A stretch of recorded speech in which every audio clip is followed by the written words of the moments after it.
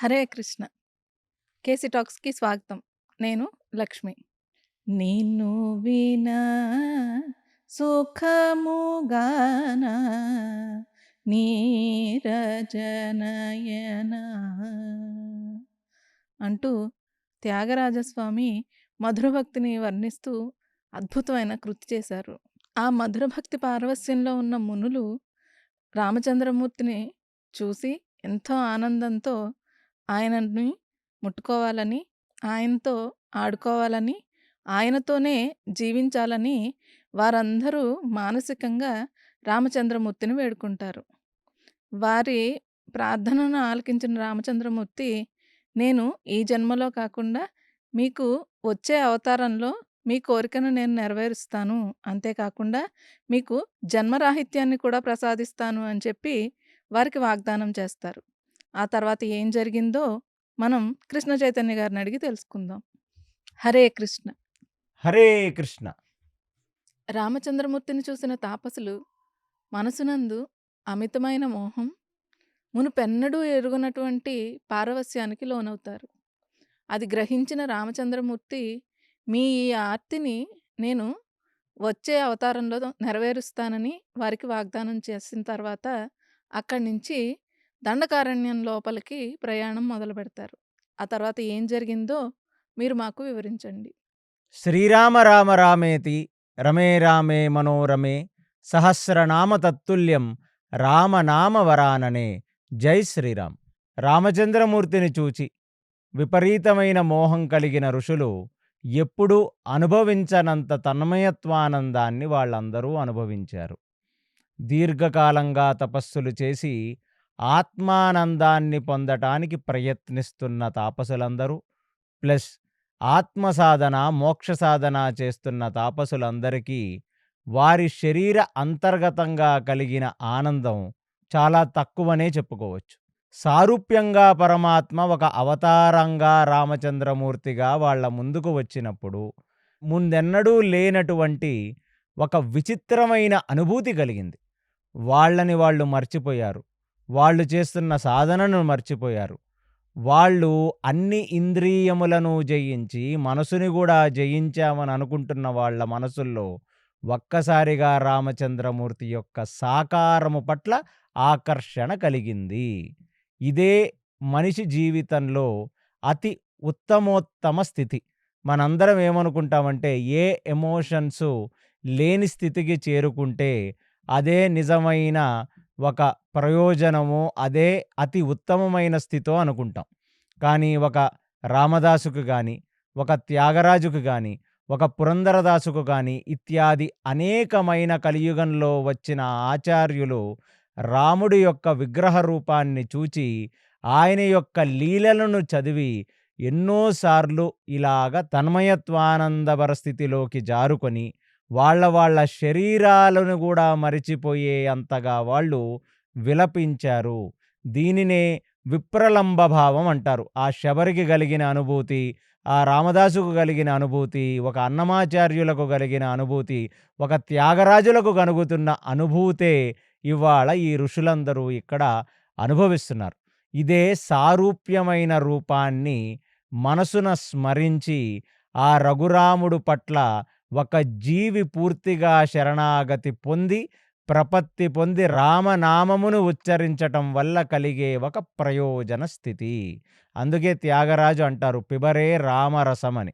మరి రామ రామ అని మనం ఎన్నోసార్లు ఉచ్చరిస్తున్నామే ఈ పాడ్కాస్ట్ల నుంచి, రామాయణం చదువుతున్నప్పటి నుంచి, రామకోటి రాస్తున్నప్పటి నుంచి ప్రతిసారి మనం శ్రీరామ శ్రీరామ అని కొన్ని వందల సార్లు ఉచ్చరిస్తున్నా మనకెందుకు ఆ రసం తగలట్లేదు ఆ నాలుకలకు? త్యాగరాజుకు మాత్రం విపరీతమైన రసం వస్తుంది. ఆయన నాలుకకు అసల చెరుకు గడ్ల కంటే కూడా, ఖర్జూరపు పడ్ల కంటే కూడా, తేనె కంటే కూడా మాధుర్యం రామనామమున దొరుకుతున్నప్పుడు మనకెందుకు ఆ రామనామములో రసం దొరకట్లేదు? అంటే మనం ఇంకా మన శరీరము మీద మోహంతో ఉన్నాము. షడ్వర్గముల చేత పీడింపబడుతూ ఉన్నాము.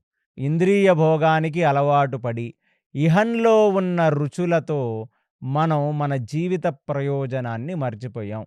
రుచి అంటే మళ్ళీ ఇక్కడ నిజమైన రుచి ఏమిటంటే పరమాత్మ పట్ల ఆసక్తి. ఒక మనిషి లౌకికంగా బ్రతుకుతున్నప్పుడు వాడికి రుచి దేంట్లో కలుగుతుంది అంటే ఇంద్రియ భోగంలోనూ, పాంచభాక్ష పరవన్నములు తినటంలోనూ, ప్లస్ వాళ్ళ పిల్లలు, వాళ్ళ భార్య, వాళ్ళ తల్లిదండ్రులు, ఆ కుటుంబ జీవితంలో రసం దొరుకుతున్నంత సేపు ఒక మనిషికి రామనామమున రసం దొరకదు. సో, అందుకనే ఈ అరణ్య పర్వంలో వస్తున్న ఈ మొదటి సర్గంలో ఈ ఋషిమునుల యొక్క స్థితి ఏమిటంటే, వాళ్ళు అన్నిటినీ జయించి, వాళ్ళ శరీరములను, ఇంద్రియములను గూడా జయించి, మనసును గూడా జయించిన వాళ్లకు ఒక విచిత్రానుభూతి కలిగింది. అంటే ఇతకు పూర్వం అలాంటి అనుభూతి వాళ్లకు కలగలేదు. అదే నిజమైన భక్తి. అదే ఒక మనిషి జీవితంలో అతను వెళ్ళగలిగిన అతి ఉత్తమ స్థితి.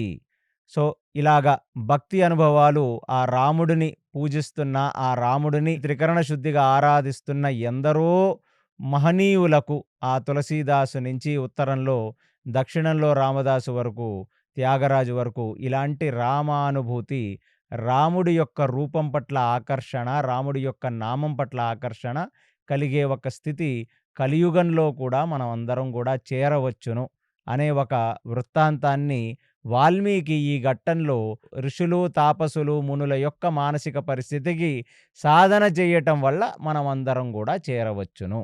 ఎందుకంటే వాల్మీకికి అలాంటి ఒక అనుభూతి నారదుడి ద్వారా, బ్రహ్మ ద్వారా కలిగింది కాబట్టే ఆయన ఈ రామాయణాన్ని మొత్తం కూడా రచించాడు. అలాగా ఆ ఋషి, మునులు, తపస్సులనందరినీ అనుగ్రహించి రామచంద్రమూర్తి ఇక ఈ దండకారణ్యం లోపలికి ఆయన వెళ్ళిపోవడం జరిగింది. ఆ ఋషి, ముని, తపస్సులు కూడా రామచంద్రమూర్తి యొక్క పయనాన్ని చూస్తూ, ఆ కంటికి ఎంత దూరం రామచంద్రమూర్తి కనబడతాడో అంత దూరము కూడా కనురెప్పవాల్చకుండా చూచి, ఆ రూపాన్ని వాళ్ళ కళ్ళల్లోకి దింపుకొని మనసున ధారణం చేశారు. అందుకనే ఒక విగ్రహాన్ని మనం ఆపాదమస్తకంగా చూసి కళ్ళు మూసుకుంటాం. ఎందుకు అంటే ఆ రూపాన్ని మన మనసులో ధారణ చేసి, ధారణ తర్వాత ఆ రూపం మీద మనం ధ్యానం చెయ్యటానికి. సో, అలాంటి ఒక పరిస్థితుల్లోకే ఈ ఋషులందరూ వెళ్ళారు. ఇక ఇప్పుడు నుంచి వాళ్ళు చేస్తున్న సాధన మొత్తం మారుతుంది. రాముడి యొక్క సారూప్యమైన రూపాన్ని వాళ్ళ హృదయముల్లో ధారణ చేసి, వాళ్ళు ఇక ఆ చరణారవిందముల దగ్గర వాళ్ళ మనసుని ఉంచి, ఇక వాళ్ళు ధ్యానం చెయ్యటం మొదలుపెడతారు. ఇక రాముడు ఆ దండకారణ్యంలో లోలోతుకు వెళుతున్నాడు. రాముడిని అనుగమిస్తూ సీతామాత, సీతామాతను అనుగమిస్తూ లక్ష్మణస్వామి ఆ దండకారణ్యంలో వెళుతూ ఉన్నారు. ఇక వాళ్ళు అలా దీర్ఘకాలంగా వాళ్ళు ఆ దండకారణ్యంలో వెళుతూ ఉంటే, ముందు ముందు ఒక అడుగు కూడా తీసి వెయ్యటానికి కష్టంగా ఉండే అంత దట్టమైన అడవి వాళ్ళ ముందుకు వచ్చింది. అంటే విపరీతమైన పొదలు, ఆ పొదలలోంచి వస్తున్న ఆ వృక్షపు వేర్లు, ఒక వృక్షం ఇంకో వృక్షంలోకి వెళ్ళిపోయి మళ్ళీ బయటికి వస్తున్నట్లుగా ఒక కాంప్లెక్స్ స్ట్రక్చర్. అంటే ఇంత దట్టమైన అరణ్యంలో అసలు చెట్టు మొదలెక్కడా, చెట్టు యొక్క కాండం ఎక్కడా, ఇంకో చెట్టు మొదలెక్కడా కూడా తెలియకుండా చెట్ల మీద చెట్లు ఓవర్‌లాప్ అయిపోయి, మనుషులు ముందుకు వెళ్ళలేనంత కష్టంగా ఉంటుంది ఆ అడవి. దాన్నే కాకులు దూరని కారడవి, చీమలు దూరని చిట్టడవి అంటారు. అలాంటి ఒక అడవిలో సూర్య కిరణములు కూడా కిందకు పడవనమాట. అంత డీప్ దండకారణ్యాలివి. ఇక రాముడు లక్ష్మణుడిని చూచి, అసలు ఈ ప్రదేశం చూస్తే ముందు ఎన్నడూ కూడా ఒక మనిషి ఈ ప్రదేశానికి వచ్చి ఉండడు. అంటే మానవ సంచారం బొత్తిగా లేనటువంటి ఒక దీటైన అడవి. కాబట్టి లక్ష్మణ, ఇక్కడి నుంచి చాలా కేర్‌ఫుల్‌గా ఉండు. మనం శబ్దాలవి చేసుకుంటూ ముందు వస్తున్న రెప్టైల్స్‌ని, అంటే పాములు, తొండలు, ఇట్లాంటి ముంగీసలు, పెద్ద పెద్ద రాకాసి బల్లులు లాంటివి రాకుండా మనం జాగ్రత్త పడి అడుగు తీసి అడుగు వేస్తూ ఆ అడవిలో వస్తున్న పొదలను, వస్తున్న లతలను పక్కకు జరుపుకుంటూ మనం ముందుకు వెళ్ళాలి అన్నాడు రాముడు. ఇక అలాగే రాముడు ఆ దారి క్లియర్ చేస్తున్నాడు. రాముడిని అనుగమిస్తూ సీత నడుస్తుంది. సీత వెనకాల లక్ష్మణుడు నడుస్తున్నాడు. ఇక ఒక చోటకు వెళ్ళగానే అసలు అక్కడ ఉన్న ప్రకృతిని చూచి రామచంద్రమూర్తి చెప్పాడు. ఏమిటంటే, ఇక్కడ ఖచ్చితంగా ఎటువంటి మనిషి ఎప్పుడూ రాలేదు. ఎందుకంటే ఈ సెలయేర్లు చాలా వింతగా ఉన్నాయి. ఇక్కడ ఉన్న రాళ్ళు నాచుపట్టి అదో రకంగా ఉన్నాయి. అసల ఎక్కడా కూడా ఆ భూమి కనబడకుండా అన్ని చోట్ల నుంచి గూడా పొదలు, లతలు, చెట్లు, మొక్కలు అన్నీ వచ్చేసి ఒక ధీటుగా ఉంది. అసలు మనం ఇలా అయితే ఎంత దూరం వెళ్ళగలం? అసలు ఒక అడుగు తీసి అడుగు వేయటానికే చాలా కష్టంగా ఉంది కదా! అని చెప్పి రామచంద్రమూర్తి లక్ష్మణుడిని చూచి మాట్లాడుతున్నాడు. మాట్లాడితే ఇక లక్ష్మణుడు గూడా ఇక చేసేదేమీ లేదు. వాళ్ళు చాలా లోతైన అడవుల్లోకి వచ్చారు. సరే ఎంత దూరం వీలైతే అంత దూరం ఇవాళ ప్రయాణిద్దాం. ప్రయాణించిన తర్వాత ఏదైనా ఒక కొలనో, సరస్సో లేదా ఒక పెద్ద వృక్షము ఉన్న చోటు చూసుకొని ఆ రాత్రి బస చేద్దాం. రామ మీరు ఎలా అంటే అలాగే చేద్దామంటే ఇప్పుడు రామచంద్రమూర్తి లక్ష్మణుడిని చూసి చెప్తున్నాడు. ఏమిటంటే అసల మనుషులే లేని ఇంత దారుణమైన అరణ్యంలో, అసల ఎప్పుడూ మనిషి గూడా ఇక్కడికి రానటువంటి అరణ్యంలో ఖచ్చితంగా చాలా పెద్ద పెద్ద క్రూర మృగాలు ఉండవచ్చును. లేదా భయంకరమైన రాక్షసులు ఇక్కడ నివసించవచ్చును. కాబట్టి మనం ఇంకా చాలా కేర్‌ఫుల్‌గా, చాలా అలర్ట్‌గా ఉండాలి అని చెప్పి రామచంద్రమూర్తి చెప్పాడు. అలాగనే ఆ రాముడు గూడా చాలా ఏకాగ్రతతో అటూ ఇటూ దారి తీస్తూ ముందుకు వెళ్ళటం మొదలుపెట్టాడు. సీత గూడా రాముడు ఎక్కడ అడుగు వేస్తే అక్కడ అడుగు వేస్తూ ముందుకు వెళుతుంది. లక్ష్మణుడు గూడా తన 4 వైపుల నుంచి ఏ క్రూర మృగం రాకుండా చాలా అలర్ట్‌గా చేతిలో ఒక బాణాన్ని, చేతిలో ధనుస్సుని గూడా ఉంచాడు. అంటే ఏదైనా ఒక ఎమర్జెన్సీ సిట్యుయేషన్ ఎక్కడి నుంచైనా ఒక పెద్ద ఖడ్గమృగం పరిగెత్తుకుంటూ వచ్చినా, ఎక్కడి నుంచైనా ఒక పులి వస్తున్నా, సింహం వస్తున్నా గురి చూచి ఇమ్మీడియేట్‌లీ కొట్టేయొచ్చనమాట. అందుకనే చేతిలో బాణాన్ని, ధనస్సుని నిలిపి వాళ్ళు ముందుకు వెళుతున్నారు. ఇలాంటి ఒక సందర్భంలో ఒక పెద్ద శబ్దం వచ్చింది. ఆ శబ్దం ఎలా ఉందయ్యా అంటే, ఒక ఉరుము పడితే ఎలాంటి ఒక శబ్దం వస్తుందో అలా ఒక శబ్దం వచ్చింది. శబ్దం రాగానే రాముడు ఆగిపోయాడు. జానకిమాత ఆగిపోయింది. లక్ష్మణుడు ఆగిపోయాడు. ఆగిపోయి వాళ్ళు నలువైపులా చూసారు అసలు ఎటువైపు నుంచి శబ్దం వచ్చింది అని. ఒక్క క్షణం కళ్ళు మూసి కళ్ళు తెరిచే లోపల ఒక పెద్ద ఆకారం ఒకటి రాముడు ముందు నుంచి పరిగెత్తుకుంటూ వెళ్ళినట్లుగా కనపడింది. కనపడగానే రాముడు ఒక్కసారిగా ఏమిటి ఆకారం? కళ్ళు మూసి కళ్ళు తెరిచే లోపల ఆకారం మాయమైపోయింది. ఆయన ముందు నుంచి పరిగెత్తినట్టు పరిగెత్తి. లక్ష్మణ నువ్వు చేతిలో బాణాన్ని, ధనస్సుని ఉంచావు. నీకేమన్నా కనబడిందా అంటే, లక్ష్మణుడు ఫ్రాక్షన్ ఆఫ్ సెకండ్స్ అంటే కళ్ళు మూచి కళ్ళు తెరిచే లోపల అదేదో ఆకారం మాయమైపోయింది రామా అన్నారు. రాముడు, లక్ష్మణుడు ఒకళ్ళను ఒకళ్ళు చూచి మాట్లాడుకుంటున్నారు. మధ్యలో సీత మాయమైపోయింది. అంటే వచ్చిన ఆ ఆకారం ఎంత ఫాస్ట్‌గా వచ్చిందంటే, వచ్చి ఆ ఆకారం తన చేతులతో సీతామాతను పెకిలించి అంటే ఒక చెట్టునో, లేకపోతే ఒక చిన్న మొక్కనో ఎలా అయితే మనం భూమిలోంచి లాగేస్తామో, అలా నించున్న ఒక మనిషిని ఆ ఆకారం పెకలించి ముందుకు పారిపోయింది. అసల రాముడికి అర్థం కాల. ఏమిటి? ఒక క్షణం మనం చూచినప్పుడు సీత ఉంది. నా ముందు నుంచి ఆకారం వెళ్ళింది. సీత మాయమైపోయింది.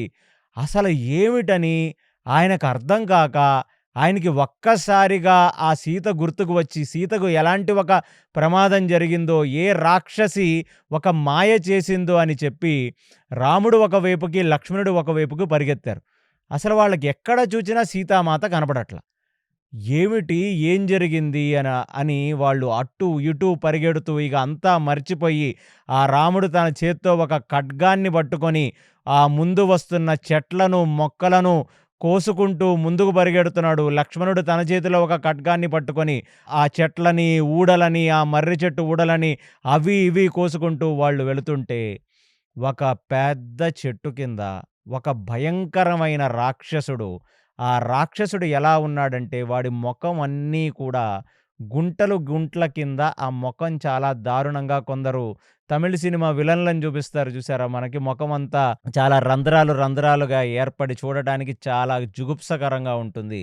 అలాగా ఒక భీకరమైన ఆకారాన్ని వేసుకొని, శరీరం అంతా చాలా పెద్దది. అంటే ఒక 20, 30 ఫీట్ ఉంటాడేమో ఆ రాక్షసుడు. ఒక మర్రి చెట్టు పక్కన అతను కూర్చుంటే ఒక పెద్ద ఆకారం ఉన్న ఒక రాక్షసుడిలాగా కడుపంతా గూడా తన తొడల మీద పడిపోయి, ఒక వికృతమైన ఆకారంతో, నల్లటి చర్మంతో చాలా దరిద్రంగా కనపడటమే కాక, వాడి శరీరం మీద అప్పుడే ఒక పులిని చంపి, ఆ పులి యొక్క చర్మం తన యొక్క శరీరం మీద వేసుకుంటే, అంటే మామూలుగా పులి చర్మాలను, సింహపు చర్మాలను, జింక చర్మాలను అవి చనిపోయిన తర్వాత వాటి నుంచి తీసి దాన్ని బాగా కడిగి దాన్ని ఎండబెట్టి దాని తర్వాత దాన్ని కట్టుకుంటారు అది ఎండిపోయిన తర్వాత. వీడు మాత్రం ఫ్రెష్‌గా అప్పుడే పీకేసిన పులి చర్మాన్ని వాడి యొక్క భుజం మీద వేసుకుంటే, ఆ పులి యొక్క కొవ్వు, పులి యొక్క రక్తము కూడా తన యొక్క భుజాల మీద నుంచి, తన తొడల మీద నుంచి కిందకు కారుతుంది. అలాంటి ఒక ఆకారం, ఒక వికృతమైన ఆకారం కనపడింది. రాముడు ఆ ఆకారాన్ని చూడగానే ఒక్క క్షణం ఆయన తొడ మీద సీతాదేవి కూర్చొని కనపడింది. అంతే. రాముడు ఎక్కడ లేని ట్రిగ్గర్ అయ్యాడు. ఏమిట్రా నాయనా వీడి ఆకారం ఇంత భయంకరంగా ఉంది. అలాంటి మనం ఇంత దూరం నుంచి చూస్తుంటే మనకే ఒళ్ళు జల్జరిస్తుంది. ఏదో గొంగళి పురుగులు పాకినట్లుగా ఉంది లక్ష్మణ. అక్కడికి తీసుకెళ్ళి ఆ అసురుడు తన తొడ మీద సీతాదేవిని కూర్చోబెట్టుకున్నాడు. అసలు సీత మనసులో ఎంత భయపడుతుందో, వాడి దగ్గర నుంచి ఎలాంటి వాసన వస్తుందో అనగానే లక్ష్మణుడు రాముడికి చూపించాడు. వాడి పక్కన చూడండి అసలు వాడి ప్రవర్తన ఎంత విచిత్రంగా ఉందో అంటే, పక్కన ఒక పెద్ద శూలం ఉంది. అంటే ఈ భటుల చేతిలో ఉండే ఒక శూలం లాంటిది. ఆ శూలానికి 4 సింహాలు, ఒక 2 పెద్ద పులులు, ఒక 10 జింకలు ఆ శూలం పైన ఒక పెద్ద ఏనుగు తలని గుచ్చి పెట్టుకున్నాడు వాడు. ఆ శూలం వాడు బేసికల్లీ ఏంటంటే, మీరు 5 స్టార్ హోటల్‌కెళ్తే మీరు ఏ ఫోర్క్‌తో అయితే మీరు తింటారో, వాడికదొక ఫోర్క్ లాంటిది. ఆ శూలాలకు వాడప్పుడే చంపిన పులులని, సింహాలని, వాటి యొక్క శరీరాలను దాటికి గుచ్చుకున్నాడు. అంటే వాడు ప్రతిరోజు ఇలాంటివన్నీ తింటాడు. సో, ఒక పులి, ఒక సింహం, ఒక జింక సరిపోదు వాడికి. ఆ శూలం పైన అప్పుడే చంపిన ఒక పెద్ద ఏనుగు యొక్క తలని ఆ శూలం పైన పెట్టుకున్నాడు. అంతే. ఇక రామచంద్రమూర్తికి అర్థమైపోయింది. వీడు రాక్షసుల్లో మామూలు రాక్షసుడు గాదు వీడు. ఇక్కడ ఉన్న రాక్షసులందరికీ హెడ్ అన్న అయ్యుండాలి. లేదా అతి క్రూర భీకరమైన ఒక రాక్షసుడైనా అయ్యుండాలని చెప్పి, ఆ రాక్షసుడితో ఏమి మాట్లాడాలో కూడా అర్థం కాని రామచంద్రమూర్తి లక్ష్మణుడి వైపుకు చూచి, ఆ సీత పడుతున్న బాధ అంటే సీతాదేవిని కుడి తొడ మీద కూర్చోబెట్టుకొని ఆమెని కదలనివ్వకుండా తన చేతులతో పట్టుకొని ఉంచాడు ఒక చేత్తో. ఇంకొక చెయ్యి ఆ శూలం వైపు ఉంది. వీళ్ళనే చాలా ధీటుగా చూస్తున్నాడు. చూస్తుంటే లక్ష్మణుడిని చూస్తూ రామచంద్రమూర్తి ఇప్పుడు చెప్తున్నారు. కైకేయి మాట నిజమయ్యే రోజు ఇంత తొందరగా వస్తుందని చెప్పి నేను మనసులో గూడా అనుకోలేదు లక్ష్మణ అన్నాడు రామచంద్రమూర్తి. అంటే దాని అర్థమేమిటి? కైకేయి ఎందుకు వీళ్ళని దండకారణ్యములకే వెళ్ళమంది? ఎందుకంటే దండకారణ్యములలో ఇలాంటి ప్రమాదాలు ఎన్నో ఉంటాయి.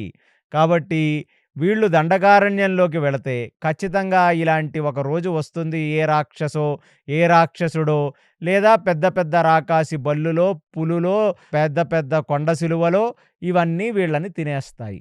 సో, వెళ్ళిన వాళ్ళు 14 సంవత్సరాల అరణ్యవాసం పూర్తి చేసి మళ్ళీ తిరిగి వెనక్కి రాలేరు. కాబట్టి వాళ్ళు వెనక్కి రాలేరు కాబట్టి ఖచ్చితంగా నా కొడుకైన భరతుడే ఎప్పటికీ ఈ రాజ్య సింహాసనం మీద కూర్చొని రాజ్యాన్ని ఏలతాడు అని చెప్పి కైకేయి అనుకుంది. దుర్యోధనుడు కూడా పాండవుల్ని చూసి అలాగే అనుకున్నాడు. వీళ్ళని వనవాసానికి పంపిస్తే ఏ పులో, మేకో, రాక్షసో వీళ్ళని చంపేస్తే మళ్ళీ తిరిగొచ్చిన తర్వాత వీళ్ళకి రాజ్యం ఇవ్వక్కర్లేదు అని అనుకున్నాడు.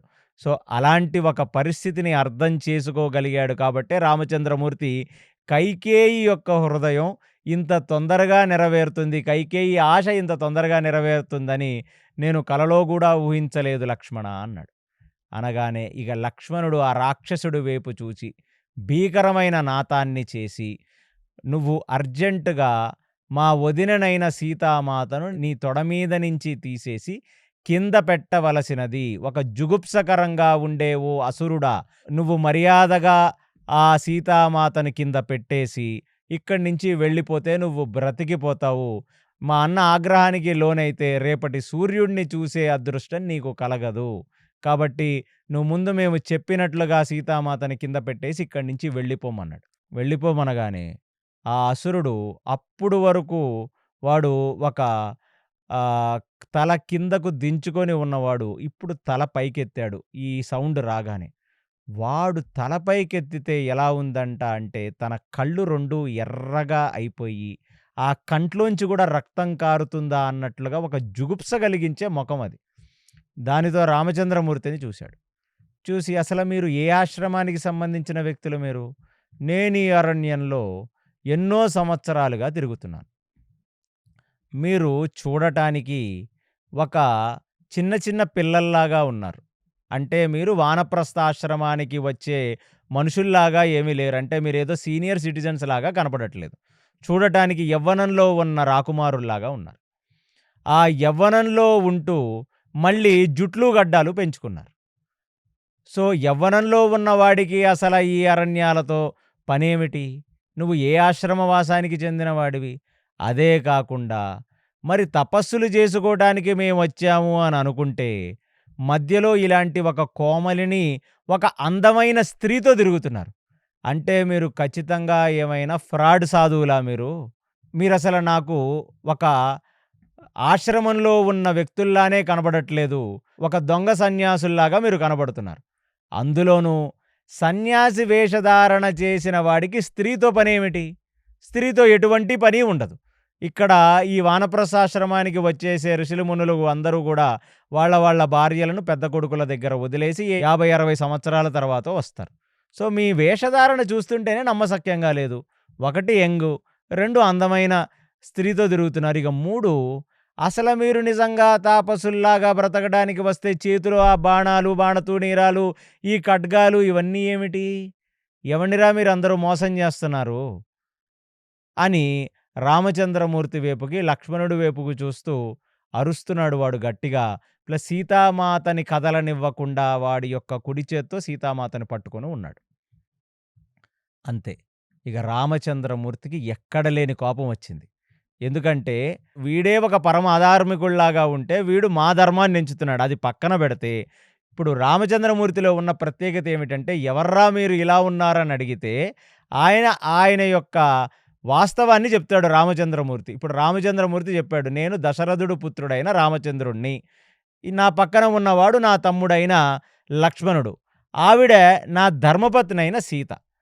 మేమందరం గూడా మా తండ్రి గారు, మా తల్లిగారైన కైకేయి ఒక వరం కోరటం వల్ల మేము అరణ్యవాసానికి వచ్చి, మేము తాపసుల్లాగా బ్రతుకుతున్నాం తప్ప మేమేమి వర్ణాశ్రమ ధర్మంలో, వానప్రస్థాశ్రమంలో ఉన్న మనుషులం గాదు. అందులోనూ నేనేమి సన్యాసం తీసుకోలేదు నా స్త్రీని వదిలేసి రావటానికి. నా తండ్రి గారిని సత్యమునందు నిలబెట్టడానికి నేను అరణ్యవాసానికి వస్తే, హంసతూలికా పాన్పుల మీద పడుకున్న సీతామాత మీరు ఎక్కడ ఉంటే అక్కడే నా స్వర్గమని చెప్పి నన్ను అనుగమిస్తూ ఇన్ని కష్టాలు పడుతూ ఈ దండకారణ్యంలో తిరుగుతుంది. అలాంటి నా భార్యని నీకు ఎంత ధైర్యం ఉంటే నువ్వు పెకలించి తీసుకొని వెళ్ళి నీ కుడి తొడ మీద కూర్చోబెట్టి ఆమెకు కష్టం కలిగించేలా చేస్తున్నావు. కాబట్టి నీకు మళ్ళీ చెప్తున్నాను, నువ్వు ఎవరో మాకు తెలియదు. నువ్వు మర్యాదగా సీతామాతని నీ తొడ మీద నుంచి కిందకు దించేసి నువ్వు వదిలేస్తే నువ్వు బ్రతికిపోతావు. లేకపోతే నా ఆగ్రహానికి గురవుతావు అని చెప్పి రామచంద్రమూర్తి చెప్పాడు. ఇప్పుడు రాముడి యొక్క పరిచయం చెప్పాడు కాబట్టి, ఇప్పుడు రాక్షసుడు వాడి పరిచయాన్ని చెప్తున్నాడు. నన్ను విరద అని పిలుస్తారు. నేను ఇక్కడున్న రాక్షసులందరికీ కూడా నేనే హెడ్‌ని. అంటే మీకు కనబడుతున్న ఈ 50, 60, 70, 100 యోజనాలకు గాను ఉన్న రాక్షసులందరిలో గూడా నేనే అతి భీకరమైన రాక్షసుడిని. నా తండ్రి పేరు జవ. నా తల్లి పేరు శతరథ. వాళ్ళు నాకంటే కూడా అతి క్రూరమైన రాక్షసులు. అందులోనూ నా తల్లిని చూస్తే 1000 పిడుగులు పడితే ఎలాంటి ఒక శబ్దం వస్తుందో అలాంటి ఒక శబ్దం వస్తుంది. నా తల్లి ప్రకటనమైతేనే, అంటే నా తల్లి మీ కంటికి కనబడితేనే ఒక 1000 పిడుగులు పడితే ఎలాగుంటుందో అలాంటి శబ్దాలొస్తాయి. ఇందాక మీకొక పెద్ద పిడుగు శబ్దం వచ్చింది. అది కేవలం నేను మీ ముందు నుంచి పరిగెత్తుకుంటూ వెళితే వచ్చిన పిడుగు శబ్దం. అందుకనే నా తల్లి పేరు శతరథ. 1000 పిడుగులు పడితే ఎలాంటి శబ్దం వస్తుందో అలాంటిది నా తల్లి. ఆవిడకి పుట్టాను కాబట్టి నేను నడిస్తే ఒక పిడుగు పడ్డంత శబ్దం వస్తుంది. అదే మీరిందాక విన్నారు. అలాంటి ఒక గొప్ప రాక్షసులకు పుట్టిన వాడిని నేను. సో, నన్ను ఎదిరించిన వాడు ఇక్కడ ఎవ్వడూ లేడు. రాక్షసులే నన్ను చూచి భయపడతారు. ఈ శూలానికి ఉన్న ఈ 4 సింహాలు, 2 పెద్ద పులులు, 10 జింకలు, ఒక పెద్ద ఏనుగు ఇవి నా యొక్క బ్రేక్‌ఫాస్ట్. నేను బ్రేక్‌ఫాస్ట్‌కి తింటాను వీటిని. ఇంకా మాటికి వస్తే, నాకు వీటన్నిటికంటే కూడా ఆ ఋషులు, మునుల యొక్క మాంసం అంటే అది మహా ఇష్టం. అంటే అవి నార్మల్ మనుషులెవరు గూడా దండకారణ్యాల్లోకి రారు. కాబట్టి ఆ రాక్షసుడికి తెలిసిన మాంసం, మనిషి మాంసం ఏమిటంటే ఆ ఋషులు, మునుల యొక్క మాంసం. అలా నేనెప్పుడన్నా ఒక ఋషిని గాని, మునిని గాని నేను పట్టుకుంటే ఒకడితో ఆపను. ఒక 100 మందిని ఒకేసారి ఆరగిస్తాను. ఇది నా యొక్క టాలెంట్. కాబట్టి నా శరీరం చూసారు గదా! ఎంత పెద్దగా ఉందో. నాతో యుద్ధం చేసి చచ్చిపోతారా?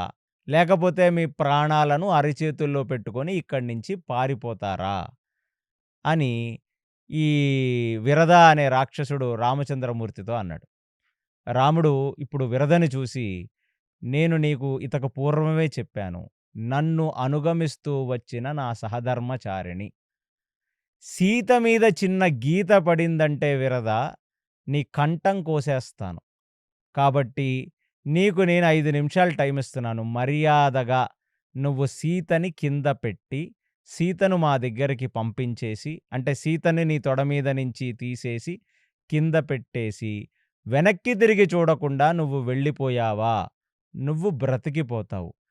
కాదు, కూడదు అని నువ్వు మారం చేశావా, నేను ఎందుకు రాక్షసుడినయ్యానా అని నువ్వు కుమిలి కుమిలి ఏడ్చే అంత హాని నీకు కలిగిస్తాను నేను. నా ఆగ్రహానికి గురి కావద్దు. మర్యాదగా బ్రతికిపో, సీతని కింద పెట్టేసి వెళ్ళిపోమన్నాడు. వెళ్ళిపోగనమనగానే అసల విరద అనే ఒక రాక్షసుడు ముందుకు వచ్చి, ఒక మనిషి మాట్లాడటం వాడి అనుభవంలో ఇదే మొదటిసారి. ఎందుకంటే ఎంతమంది ఋషులొచ్చినా, మునులొచ్చినా వాళ్ళ నెత్తి అది పగలగొట్టేసి, వాళ్ళ రక్తం తాగేసి, వాళ్ళని ఒక చిన్న యాపిల్‌లాగా తినేసే వ్యక్తి, అతని ముందు అతని సైజు కంటే కూడా ఒక 5, 6 రెట్లు చిన్నగా ఉన్న ఒక వ్యక్తి తన కళ్ళల్లో చూచి, భయపడకుండా నా సహధర్మచారిణి కింద పెట్టు అని చెప్పి అతనికి వార్నింగ్ ఇవ్వటం చాలా కొత్తగా అనిపించింది వీరధకి. వాడు అసల సీతామాతని తన కుడి తొడ మీద కూర్చోబెట్టుకొని ఆమెని దిగ్బంధనం చేసి, వాడు ఇప్పుడు నవ్వుతున్నాడు. ఆ నవ్వుకి అటువైపు ఉన్న రాముడు, లక్ష్మణుడే కాకుండా ఉన్న చెట్ల మీద ఉన్న ఆకులు అవి పడిపోయే అంతగా నవ్వాడంట వాడు. అంటే వాడి సౌండు, వాడి రీసౌండ్ అంత దారుణంగా ఉంటాయి. నవ్వి, బహుశా నేను నా జీవితంలో విన్న జోక్ ఇదేనేమో! నేను నీకు భయపడి, నేను ఈ అందమైన అమ్మాయిని కింద పెట్టేస్తే, నువ్వు నన్ను వదిలేస్తావు. లేకపోతే నేను రాక్షసుడినెందుకయ్యానా అని చెప్పి నేను కుమిలి కుమిలి ఏడుస్తాను. అబ్బబ్బబ్బబ్బబ్బా! నా జీవితంలో నేను విన్న మొదటి జోకు, నా జీవితంలో నేను వింటున్న ఆఖరి జోకు బహుశా ఇదే గావచ్చు. కాబట్టి నువ్వు అడిగావు గదా! నా సహధర్మచారిణిని కింద పెట్టమని.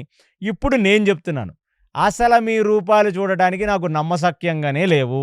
నువ్వేదో కథ జెప్పావు, క్షత్రియ వీరుడినన్నావు. ఎవరో మీ తండ్రి గారిని సత్యం నందు నిలబెట్టడానికి ఇక్కడికొచ్చానన్నావు. తాపసిలాగా మారి చేతిలో ఆయుధాలయి పట్టుకొని తిరుగుతానంటున్నావు. మీలో ఎటువంటి ధర్మము నాకు కనపడట్లేదు. మీలోనే ధర్మం కనపడట్లేదంటే మళ్ళీ ఈమె సహధర్మచారిణి. ఈమె మళ్ళీ ఆ ధర్మాన్ని అనుసరిస్తూ మీ వెంట వస్తుందా? ఇవన్నీ జోకులు ఇంకెవడికైనా చెప్పు నాయనా. కాబట్టి ఇప్పుడు నేను మీకు చెప్తున్నాను. మిమ్మల్ని చంపి, మీ రక్తాన్ని తాగి, ఈవిడిని నేను పెళ్లి చేసుకొని నా భార్యగా ఉంచుకుంటానన్నాడాయన. ఏ మాటైతే ఎవడి నోటైతే రాముడు వినకూడదని అనుకుంటాడో, ఆ మాట ఫైనల్లీ వీడనేశాడు. అంతే. ఆ మాట ఎప్పుడైతే మిమ్మల్ని చంపి, మీ రక్తాన్ని తాగి, ఈ స్త్రీమూర్తిని నేను నా భార్యగా ఉంచుకుంటానని అన్నాడో, అంతే. ఇమ్మీడియేట్‌లీ రామచంద్రమూర్తి తన ధనస్సుని నిలబెట్టి, ఒక 4 బాణాలు గుండెల్లోకి కొడితే, 4 బాణాలు గుండెల్లోకి దిరిగి, 4 రంధ్రాలేర్పడి, ఆ లోపలికి వెళుతున్న బాణాలేమో తెల్లగా వెళ్ళాయి. బయటికి వస్తున్న బాణాలేంటంటే నల్లటి రక్తం వాడిది. అదొక రకమైన రక్తం. ఆ నల్లటి రక్తం కిందొచ్చి భూమి మీద పడ్డాయి. పడగానే ఇక రామచంద్రమూర్తి అనుకున్నాడు వీడు కింద పడిపోతాడు. ఎందుకంటే 4 బాణాలు గుండెల్లోంచి వెళ్ళి, గుండెలకు పెద్ద పెద్ద చిల్లులు వేసేస్తే ఒక ఎవడన్నా నిలబడగలడా అంటే, వాడు వెనక్కి తిరిగి చూసుకున్నాడు ఆ 4 బాణాల్ని. వెనక్కి తిరిగి చూసుకోవటమే కాకుండా, ఆ 4 బాణాల్ని తన చేతులతో పట్టుకొని పైకి లేపి వీళ్ళ మీద ఇసిరేసి, వాడు సీతామాతను కొడ మీదనే ఉంచేసి, ఇంకొక చేత్తో శూలం ఏదైతే ఉందో శూలాన్నొదిలేసి, వాడు గుండెల మీద చేతులతో కొట్టుకుంటూ నవ్వాడు. ఆహాహాహాహా! నీకప్పుడే జెప్పాను నేను నార్మల్ రాక్షసుడిని గాదు. ఇక్కడున్న రాక్షసులందరికీ గూడా నేను హెడ్‌ని. నీ చిన్న చిన్న బాణాలు నాకు చిన్న గుండు సూదులతో సమానం. వాటితో నువ్వు నన్ను సంహరిస్తావా నువ్వని చెప్పి, ఆ శూలాన్ని ఇప్పుడు ఎడం చేత్తో పట్టుకొని, సీతామాతని కుడి చేతితో పట్టుకొని, వాడు వెనక్కి తిరిగి వీళ్ళని వెటకారంగా వీపు చూపిస్తూ ముందుకు పరిగెత్తటం మొదలుపెట్టాడు. అంతే. ఇక రామచంద్రమూర్తికి అర్థం కాల. అదేమిటది? వీడిని మనం బాణాలతో కొట్టేస్తే గూడా బాణాలు రంధ్రాలు చేసుకొని బయట నుంచొచ్చేసినా వీడు చచ్చిపోడా? ఏం చెయ్యాలి లక్ష్మణ? ఇప్పుడు వాడు పారిపోతున్నాడని చెప్పి, ఆ సీతని ఒక చేత్తో పట్టుకున్నాడు, ఒక చేత్తో శూలాన్ని పట్టుకున్నాడు. ఆ దండకారణ్యంలో పరిగెడుతున్నాడు. వారు పరిగెడుతుంటే అడ్డమొస్తున్న చెట్లు పడిపోతున్నాయి. అడ్డమొస్తున్న కొమ్మలు విరిచేస్తున్నాడు. దారి పొడుగున ఏమైనా వస్తే ఆ శూలంతో ఒక్కసారి కొడుతున్నాడు. ఏమైనా కొండల్లాంటివొస్తే చేత్తో గుద్దుతున్నాడు. అవన్నీ విరిగిపోయి అటూ ఇటూ పరిగెడుతుంటే, ఇక రామచంద్రమూర్తి, లక్ష్మణస్వామి ఇగ వాడి వెనకాల ఒక దీటుగా పరిగెడుతూ, ఇద్దరు గూడా ధనస్సుని గాల్లో పెట్టి బాణాల మీద బాణాలు వదిలేస్తుంటే, వాడు మామూలుగా ముందు ఛాతీ ప్రాంతం కొంచెం కోమలంగా ఉన్నట్టుంది. ఛాతీలోంచి బాణాలు దిగి బయటకొచ్చాయి. వీపు మీద బాణాలైతే యాక్యుపంక్చర్ అప్పుడు మీరు గుచ్చుతున్న గుండు సూదుల్లాగా వాడు మొత్తం కింద పడుకొని మొద్దుబారిపోయిన చర్మం మీద అసలవి లోపలికి గూడా వెళ్ళకుండా అవన్నీ యాక్యుపంక్చర్ చేస్తున్నప్పుడు గుండు సూదులు గుచ్చుతారు మన శరీరం మీద. అలా వెనక భాగం మొత్తం బాణాలతో నిండి ఉంది గానీ, వాడికి కుయ్యి లేదు, కయ్యి లేదు. అసలు వాడికి ఎటువంటి నొప్పి లేదు. అదే కాకుండా అలా పరిగెడుతూనే ఉన్నాడు. కొండలను గుద్దుతున్నాడు, చెట్ల కొమ్మలను విరిచేస్తున్నాడు. అసల రామచంద్రమూర్తికి గుండెల్లో రైళ్లు పరిగెడుతున్నాయి. సీతకేమన్నా అవుతదేమో, ఏమన్నా తగిలి అని. అలా లక్ష్మణస్వామికి కూడా ఇప్పుడు చాలా భయం ఏర్పడింది. వీడేమిట్రా నాయనా పెద్ద గాడ్జిల్లాలాగున్నాడు, వీడు ఇలా పరిగెడుతున్నాడని చూస్తే ఒకచోట ఆగాడు. ఆగి వెనక్కి తిరిగి రామచంద్రమూర్తిని చూచాడు. చూచి వెటకారంగా ఒక నవ్వు నవ్వి, ఏదో ఒక ఆవో, ఒక గేదో, ఒక ఏనుగో చర్మాన్ని జల్జరిస్తది. చర్మాన్ని ఇలా ఊపుతాయనమాట ఈ యానిమల్స్. అలా వాడు వీపు మీదున్న చర్మాన్ని కదిలిస్తే మీద ఉన్న బాణాలన్నీ కింద పడిపోయాయి. అసలది చూచిన రామచంద్రమూర్తికి, లక్ష్మణుడికి ఏమీ అర్థం కాల. ఇమ్మీడియేట్‌లీ రామచంద్రమూర్తి, లక్ష్మణుడు ఏం చేశారంటే, వాడిని ఎలాగైనా సంహరించాలి. ఇగ వాడిని పరిగెత్తే ఛాన్స్ ఇవ్వకూడదని చెప్పి, వాళ్ళు పరిగెత్తుకుంటూ వెళ్ళి, వాడిని అంటే వాడు పరిగెడుతున్నాడు, వాడి వెనకాల వీళ్ళు పరిగెడుతున్నారు. ఇప్పుడు ఆ బాణాలవి తీసి అరికాళ్ళల్లోకి అవి కొట్టారు. లక్ష్మణస్వామి ఆ బాణాలని ఆయన యొక్క బొటనవేలు దగ్గర నుంచి టక టక టక టక అన్ని వేళ్ల వైపు బాణాలు కొట్టాడు. కొట్టగానే వాడికప్పుడు ఒక్కసారిగా కొంచెం నొప్పొచ్చి, ఆ చేత్తో శూలాన్ని వదిలేశాడు. ఇంకో చేత్తో సీతాదేవిని వదిలేశాడు. ఎక్కడ లేని ఆగ్రహం వచ్చింది. ఎందుకంటే వాడి కాళ్ళ మీద కొట్టారని. ఆగ్రహం వచ్చి వాడు వెనక్కి తిరిగి వీళ్ళిద్దరినీ చూచి, ఆ శూలాన్ని గాల్లో లేపి ఒక్కసారిగా శూలాన్ని విదిలించాడు. ఆ శూలాన్ని విదిలిస్తే, ఆ శూలానికి గుచ్చబడ్డున్న ఆ 4 సింహాలు, 2 పెద్ద పులులు, 10 జింకలు, ఆ ఏనుగు యొక్క తల అంతా కింద పడిపోయి, ఎర్రగా రక్తం కారుతున్న ఆ శూలాన్ని అతను గాల్లోకి ఉంచి, ఒక్కసారిగా రామచంద్రమూర్తి మొఖం వైపుకు విసిరాడు. అంతే. రాముడు చెప్పాడు, "ఈ శూలాన్ని నేను చూసుకుంటాను. లక్ష్మణ నువ్వెళ్ళి సీతను పక్కకు జరగమని చెప్పమన్నాడు." అంతే. వాడు సీతాదేవిని కిందకు వదిలేశాడు గదా! లక్ష్మణుడు చెప్పాడు, "సీతామాత మీరు వాడి దగ్గర నుంచి కొంచెం పక్కకు జరగండి" అని. జరగండి అని చెప్పగానే సీత అక్కడి నుంచి పక్కకు పరిగెత్తింది. అంటే ఆ చెట్ల వైపుకు, పొదల వైపుకు పరిగెత్తింది. శూలం రామచంద్రమూర్తి మీదకొస్తుంది. ఒక్కసారిగా బాణాన్ని తీసి చాలా ధీటుగా శూలం మీద కొడితే, శూలం ఆల్మోస్ట్ రామచంద్రమూర్తి యొక్క ముఖం దగ్గరికొస్తున్నప్పుడు, ఈ ధనస్సు వెళ్లి శూలం యొక్క టిప్పుకు తగిలితే, ఈ బాణాలు ఎంత పవర్‌ఫుల్ బాణాలు రామచంద్రమూర్తివంటే, ఆ శూలం 10గా విడిపోయిందంట. అంటే ఒక చెక్కను కొడితే చెక్క వస్తున్న ఒక చెక్క 10గా విడిపోయినట్టు, శూలం 10గా విడిపోయి, ఒక 4 దిక్కుల్లో చెల్లాచెదురే పడిపోయిందంట ఆ శూలం. అంతే.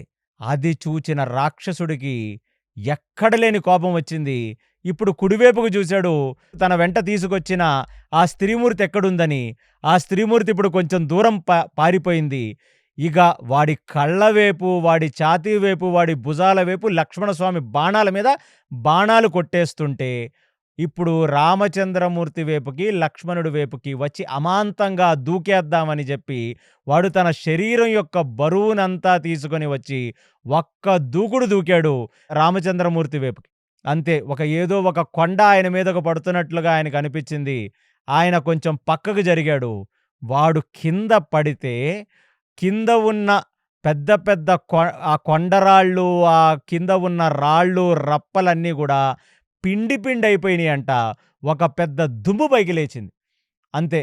రాముడు, లక్ష్మణుడు ఇద్దరూ కూడా ఆ దుమ్ము వాళ్ళ మొఖం మీదకి రాకుండా ఇలా చేతులు అడ్డం పెట్టుకున్నారు. ఒక్క క్షణం ఆ గాల్లో లేచిన దుమ్ము కిందకు దిగేసరికి వాడు భీకరమైన ఆకారాన్ని వేసుకొని వాళ్ళ ముందు నించొని చాలా క్రోధంగా రాముడి వైపుకి, లక్ష్మణుడి వైపుకి చూస్తున్నాడు. చూస్తుంటే ఇక లక్ష్మణుడికి తన కళ్ళతో సంజ్ఞ చేశాడు. ఏమిటంటే, సీతామాతను నీ వెనకాలే నిలపవలసినది అని. అంతే. లక్ష్మణుడు ముందుకు వెళ్ళాడు. ఎక్కడైతే సీతామాత ఉందో ఆవిడ్ని తీసుకొని వచ్చాడు. తన యొక్క వెనకాలే సీతను నించోమన్నాడు.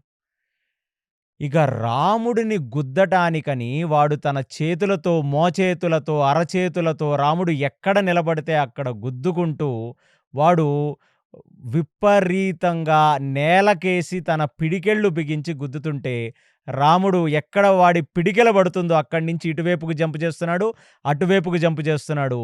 ఇక వాడు ఉన్మాదిగా మారిపోయి, తన చేతులనన్నీ గూడా కింద పెట్టేసి టప టప టప టప ఏదో మారం చేస్తున్న పిల్లలు ఆ చెక్క బల్లలకేసి ఎలాగైతే చేతులు కొడతారో, అలాగ వాడు మోకాళ్ళ మీద నించొని ఆ రాముడున్న ప్రదేశాన్ని తన యొక్క చేతులతో అటు ఇటు, అటు ఇటు గుద్దుతుంటే భూమికేసి పెద్ద దుమ్ము పైకి లెగుస్తుంది. ఇదే ఇదే ఒక ఛాన్స్ అనుకొని రామచంద్రమూర్తి ఆ విరద యొక్క మోచేతుల మీద దూకి, ఆ మోచేతుల మీదగా, జబ్బల మీదగా రామచంద్రమూర్తి పైకి పరిగెడుతున్నాడంటే, వాడు ఎంత ఆకారంలో ఉన్నాడో మీరు ఊహించుకోవచ్చనమాట. అలా పరిగెడుతూ, పరిగెడుతూ ఇప్పుడు రామచంద్రమూర్తి కుడి భుజం మీద కూర్చొని, తన దగ్గర ఉన్న ఒక విశేషమైన ఖడ్గాన్ని నిలువుగా ఆ భుజానికి, చేతికి మధ్యలో ఏదైతే ప్లేసుంటుందో అక్కడికి దింపేశాడు పూర్తిగా. ఎప్పుడైతే ఈ విరద అనే రాక్షసుడి యొక్క కుడి భుజము, తన కుడి చెయ్యి మధ్య భాగంలో ఈ ఖడ్గాన్ని దింపాడో, వాడికి విశేషమైన కోపమొచ్చింది. విశేషమైన కోపమొచ్చి, తన యొక్క ఎడంచేత్తో రాముడు ఏ కుడి భుజం మీదున్నాడో అతన్ని పట్టుకోడానికి ప్రయత్నిస్తున్నాడు. ఆ బాధతో విపరీతంగా అరుస్తున్నాడు. రామచంద్రమూర్తిని పట్టుకోడానికి ప్రయత్నిస్తున్నాడు. రామచంద్రమూర్తి మాత్రం చాలా చాకచక్యంగా వాడి చేతికి దొరక్కుండా అసలిప్పుడు లోపలికి గుచ్చేసిన ఖడ్గం యొక్క పిడిని పట్టుకొని, ఆ పిడి మీద నుంచి కిందకు లాగితే రామచంద్రమూర్తి ఆ ఖడ్గం తన యొక్క చేతిని కోసుకుంటూ వెళ్ళి రామచంద్రమూర్తి భూమి మీద పడ్డాడంట. పడగానే విపరీతమైన రక్తం వస్తుంది. ఆ రక్తం వస్తుంటే, ఆ రక్తం మొత్తం రామచంద్రమూర్తి మీద పడుతుంది. వాడికేమీ అర్థం కావట్లా. ఏదో ఒక పెద్ద కట్ చేసినట్లుగా వాడికనిపిచ్చింది. ఇక వాడు ఒక్క నిమిషం ఆ బాధని తట్టుకోటానికి తన ఎడంచేత్తో ఆ కుడి భుజం మధ్య ప్రాంతంలోంచి రక్తం కారుతుంటే, ఆ రక్తాన్ని ఆపుకోటానికి ఎడంచేతిని అడ్డుపెట్టాడు. ఇప్పుడు రామచంద్రమూర్తి ముందుకు వెళ్ళి, ఆ చేతి యొక్క వేళ్ళని పట్టుకొని లాగితే, ఏదైతే సగం కట్ చెయ్యబడి ఉందో ఆ చెయ్యి బయటకొచ్చేసింది. ఇక వాడు ఎక్కడైతే పట్టుకున్నాడో ఆ ప్రదేశంలో చూస్తే వాడికసలు ఎడం చెయ్యి లేదు. అంతే. వాడికి ఒక్క నిమిషం స్టన్నయిపోయాడు.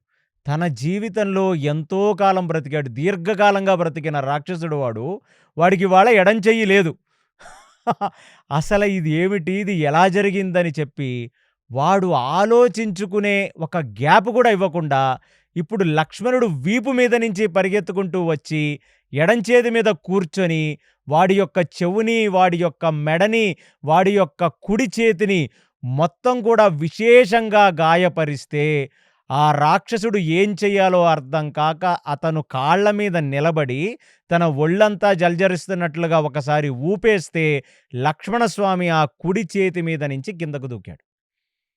అంతే. ఇదంతా చూసి సీతామాత నిర్ఘాంతపోయింది. ఎందుకంటే రాముడు చేసిన ఫస్ట్ ఫైట్ బహుశా సీత చూసింది ఇదేనేమో. ముక్కున వేలేసుకొని చూసింది. రాముడికున్న క్రోధానికి, రాముడికున్న శౌర్యానికి, ఆయన ఆ ఎడం చేతిని పట్టుకొని లాగేసే విధానానికి చాలా స్టన్ అయిపోయింది సీతామాత.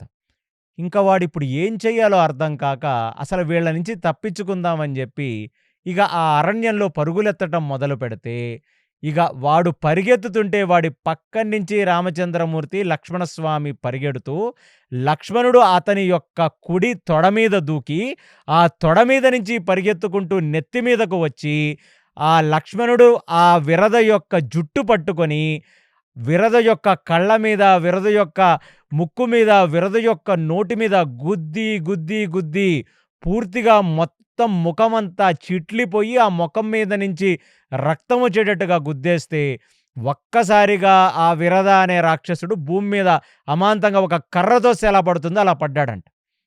అంతే మళ్ళీ ఒక పెద్ద దుమ్ము లేచింది పైకి. అంతే ఇగ వాడు పడిపోయిన వ్యక్తి మీదకి రామచంద్రమూర్తి, లక్ష్మణుడు వాడి వీపు మీదకు వెక్కి, వాణ్ణి విశేషంగా ఖడ్గములతో గుచ్చి, వాడి చేతులను విరిచి, రామచంద్రమూర్తి వాడి తొడ మీద నిలబడి 2 కాళ్ళను వెనక్కి తిప్పేసి, వాడు కదలలేని ఒక పరిస్థితుల్లోకి తీసుకెళ్ళిపోయి, తన యొక్క వెనుముకని విశేషంగా గాయపరిచాడంట రామచంద్రమూర్తి. ఆ వెనుముక మీద కూర్చొని దాన్ని కాళ్ళతో తొక్కుకుంటూ విశేషంగా గాయపరచడమే గాకుండా 2 కాళ్ళని విరిచేసి, ఒక చేతిని పూర్తిగా పెకలించి, ఇంకొక చేతిని పూర్తిగా విరిచేస్తే, ఈ రాక్షసుడికి ఏమీ అర్థం కాక, అసలు ఏం చెయ్యాలో అర్థం గాక, వాడు ఒక్కసారిగా భీకరమైన అరుపులరుస్తుంటే, కర్ణబేరాలు పగిలే అంత అరుపులంటవి. ఆ అరుపులకు కోమలైన సీతామాత తన 2 చెవులు మూసుకుందంట. ఎంటైర్ ఋషులు, మునులు అందరూ కూడా ఆ దగ్గర ప్రాంతాల్లో తపస్సులు చేసుకుంటే, చాలా డీప్‌గా మెడిటేషన్‌లోకి వెళ్ళని ఋషులకు ఒక్కసారిగా వాళ్ళ కర్ణబేరాలు పగులుతున్నట్టు అనిపించి, వాళ్ళందరూ చెవులు మూసుకున్నారంట. అంత భీకరమైన శబ్దం. ఇక ఇప్పుడు వాడు ఎక్కడికి కదలలేక, ఆ బొక్కబోర్ల స్థితి నుంచి వెల్లకిల మారాడు. మారి ఆకాశం వైపు చూస్తున్నాడు. ఆ చెట్ల మధ్యలోంచి ఆకాశం కనబడుతుంది. అసల వాడికి మాట లేదు. వాడికి మనసులో ఒక ఆలోచన రావట్లేదు. ఎందుకంటే ఇంత విశేషముగా గాయపడటం అనేది వాడి జీవితంలో ఇదే ప్రథమ అనుభూతి. అంటే బాధ ఇలా ఉంటదా? కష్టం ఇలా ఉంటదా? అనేది వాడికిప్పుడు తెలిసొస్తుంది. ఇక రామచంద్రమూర్తి వాడు వెల్లకిలా పడ్డ వాడి పొట్ట మీదకు వెక్కి, విపరీతంగా పొట్టని తొక్కడమే కాకుండా, లక్ష్మణస్వామయితే చాలా కత్తులతో ఆ పొట్టని చీల్చేసి, లక్ష్మణుడైతే వాడి మీద కూర్చొని ఒక ఖడ్గాన్ని ఛాతీలో దింపేసి పూర్తిగా, అంటే ఛాతీలో దింపిన ఖడ్గం భూమిలోకి దిగిందంట. ఆ ఖడ్గాన్ని దింపి, ఆ ఖడ్గాన్ని తిప్పుతున్నాడు, ఏదో ఒక తిరగలి తిప్పినట్టు తిప్పుతున్నాడంట ఆ ఖడ్గాన్ని. ఇక ఒక్కసారిగా గుప్పు గుప్పుమని ఆ గుండెల్లోంచి రక్తం బయటికి తంతుంది.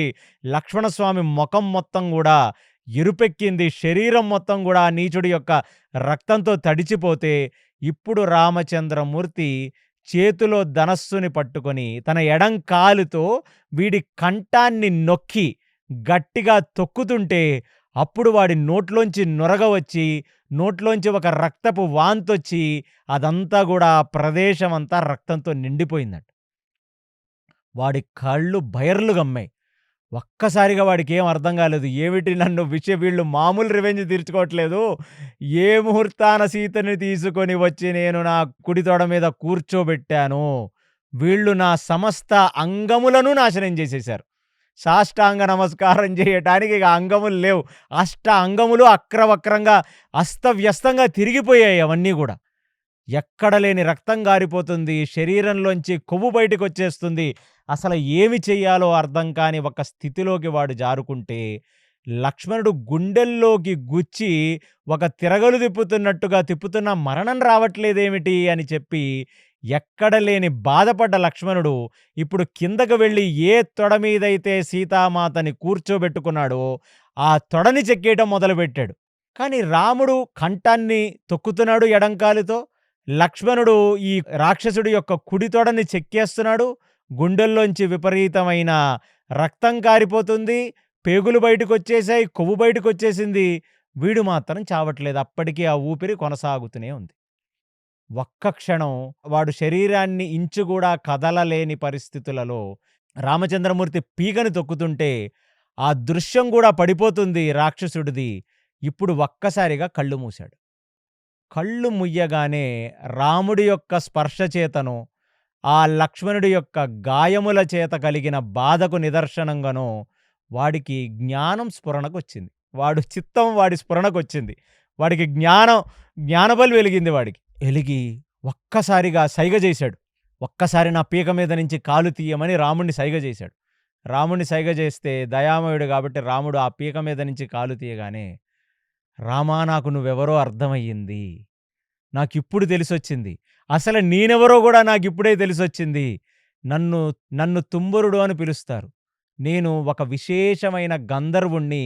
గంధర్వ కక్షలో నారదుడి తర్వాత నెక్స్ట్ లెవెల్‌లో ఉండేవాడు ఎవడైనా ఉన్నాడంటే ఆయననే తుంబురుడు అంటారాయన్ని. ఆయన హయగ్రీవుడిలాగా గుర్రం ముఖమేసుకొని ఉంటాడు.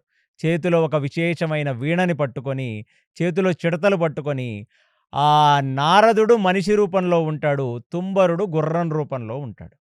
నాకు మొత్తం గుర్తొచ్చింది రామా! నేను నా ఫ్లాష్ బ్యాక్ చెప్తాను నేను. నేను తుంబరుడిని. ఒకానొక సందర్భంలో నేను కుబేరుడు యొక్క సభకు వెళ్ళాలి. కుబేరుడు ఒక యజ్ఞం చేసి ఉన్న గంధర్వులందరినీ కాకుండా అక్కడ ఉన్న అప్సరసలను, కిన్నరులను, కింపురుషులను అందరినీ ఆహ్వానించాడు. ఆహ్వానిస్తే మేమందరం వెళ్ళి అక్కడ మేము హరి యొక్క గానము చెయ్యాలి. నారదుడు ఎప్పుడూ గూడా సినిమా వాళ్ళు చూపిస్తున్నట్లుగా నారాయణ నారాయణ అని మాత్రమే అనడు.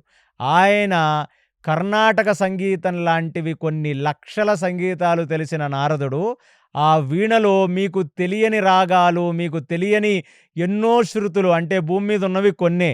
వాటన్నిటినీ మిక్సీలో ఏసి తిప్పి విచిత్రమైన రాగాలతో హరికి విశేషమైన గానాలు చేస్తాడు. అంటే నారదుడు ఎలాంటి గానాలు చేస్తాడు అంటే, పురంధరుడు 1,00,000 పురంధరులు ఒకటై గానం చేస్తే ఎలా ఉంటుందో, ఒక 2,00,000 త్యాగరాజులు ఒకటై గానం చేస్తే ఎలా ఉంటుందో, 1,00,00,000 అన్నమాచార్యులు, 1,00,00,000 రామదాసులు గానం చేస్తే ఎలా ఉంటుందో, అలాగ గానం చేస్తాడు నారదుడు ఆ శ్రీమన్నారాయణుడికి. అతని తర్వాత కక్షలో తుంబరుడొస్తాడంటే మీరు ఆలోచించండి. వీళ్ళందరూ గూడా ఏదో బాలీవుడ్డో, టాలీవుడ్డో మ్యూజిషియన్స్ గాదు. చేతిలో ఆగా ఇన్‌స్ట్రుమెంట్స్ పట్టుకొని గానం జేయటానికి. వీళ్ళు సదైవ ఎప్పుడు హరి మీదనే లగ్నం చేసి, కేవలం హరిభక్తితో ఉన్న గీతములనే వాళ్ళక్కడ ఆలాపన చేస్తారు. వాళ్ళక్కడ అవన్నీ వాయిస్తారు ఇన్‌స్ట్రుమెంట్స్‌తో వాళ్ళు సంగీతము, గానము చేస్తారు. అవన్నీ విని సభలో ఉన్న దేవతల దగ్గర నుంచి మహాజనుల వరకు, వాలకిల్య ఋషుల నుంచి, సప్తమహా ఋషుల వరకు, చతుష్కుమారుల నుంచి, బ్రహ్మ వరకు అందరూ గూడా ఆ గానానికి తన్మయత్వానంద భరితులవుతారు. అలాంటి సభల్లో వీళ్ళు చేసేదేంటంటే, ఏదో ఒక చిన్న ప్రైమ్ మినిస్టర్ గారి ముందో, లేకపోతే చీఫ్ మినిస్టర్ గారి ముందో చేసే ఆఫ్టర్ ఆల్ సంగీతం గాదిది. హరి యొక్క సర్వోత్తమత్వాన్ని, హరి యొక్క గానాన్ని వీళ్ళు అక్కడ చేస్తారు. అందుకనే అంత త్రికరణ శుద్ధిగా వాళ్ళు పొద్దున లేసి సంధ్యావందనాది నిత్య నైమితిక కర్మలన్నీ చేసి, వేదముని మొత్తాన్ని తెలుసుకున్న వాళ్ళు వేదము యొక్క ప్రమాణము చేత అలాంటి ఒక సాహిత్యం, అలాంటి యొక్క గానాలు చేస్తారు. వేదం వస్తుంటది తుమ్మరుడు నోట్లోంచి. అలాంటి ప్రజ్ఞ వికసించిన తుంబరుడు ఆ రోజు లేట్‌గా వెళ్ళాను రామచంద్ర నేను. నేను లేట్‌గా ఎందుకు వెళ్ళానో తెలుసా? ఎందుకు వెళ్ళానంటే, నేను ఆ సభకు వెళుతున్నప్పుడు నాకు రంభ కనపడింది. రంభని చూసి రంభ యొక్క సౌందర్యానికి, ఆమె యొక్క శరీరాన్ని చూసి మోహం కలిగిన ఆ శరీరంలో కొన్ని నిమిషాల పాటు నేను హరిని మర్చిపోయి, నా మనసులో రంభ మీద నాకు విపరీతమైన కామాతృత కలిగింది. అంటే ఆమె పట్ల ఆయనకి ఆసక్తి కలిగింది. కలిగి ఒక కొన్ని నిమిషాల పాటు నేను పరధ్యానంలోకెళ్ళిపోయాను ఆమెను చూస్తూ చూస్తూ. ఒక అందమైన స్త్రీని చూస్తే ఒక మనిషి తనను తాను మర్చిపోయినట్లుగా ఇది ఉపమానం. అంతే. ఒక క్షణం నేను నా సెన్సెస్‌లోకొచ్చి, నేను నా చిత్తంలోకొచ్చి, ఆ రంభని చూచి నేను మోహించానే అని నా ఆలోచన మీద నేనే ఉమ్మేసుకొని, మనం ఇలాంటివన్నీ ఆలోచించకూడదని నేను కుబేరుడి సభకి వెళ్ళాను. వెళ్ళగానే కుబేరుడు అడిగాడు, "ఏమిటి తుంబరా ప్రతి సభకి గూడా మొట్టమొదటే వచ్చి గానం మొదలుపెట్టే నువ్వు గాంధర్వ శ్రేష్ఠుడివి. ఎందుకు లేటొచ్చావు అని అడిగాడు. అడిగితే దేవతలు మనుష్యుల్లాగా అబద్ధాలు చెప్పరు. మౌనంగా తల కిందకు దించుకొని కుబేరుడు కళ్ళల్లో కళ్ళు పెట్టి చూడలేక తల కిందకు దించుకున్నాడు. భూత భవిష్యత్ వర్తమానములే కాకుండా మీ మనసుల్లో ఉండే ఆలోచనలు కూడా అర్థం చేసుకోగల కుబేరుడు ఒకసారి చూసి, "నీకేం పుట్టిందిరా? నువ్వు గాంధర్వులలోనే శ్రేష్ఠుడివి. అలాంటి నీకు ఇంత పెద్ద సభ జరుగుతుంటే, ఇంతమంది వచ్చి ఇక్కడ నించుంటే, శ్రీహరి మీద చిత్తము లేకుండా ఆ మనసులో ఇలాంటి పరమ నీచమైన ఆలోచన నీ మనసుని వచ్చింది కాబట్టి, నీ మనసుని, నీ శరీరాన్ని నువ్వు సంస్కరించుకోవటం కోసం నువ్వు కిందకు వెళ్ళి అతి క్రూరమైన రాక్షస జన్మ ఎత్తు.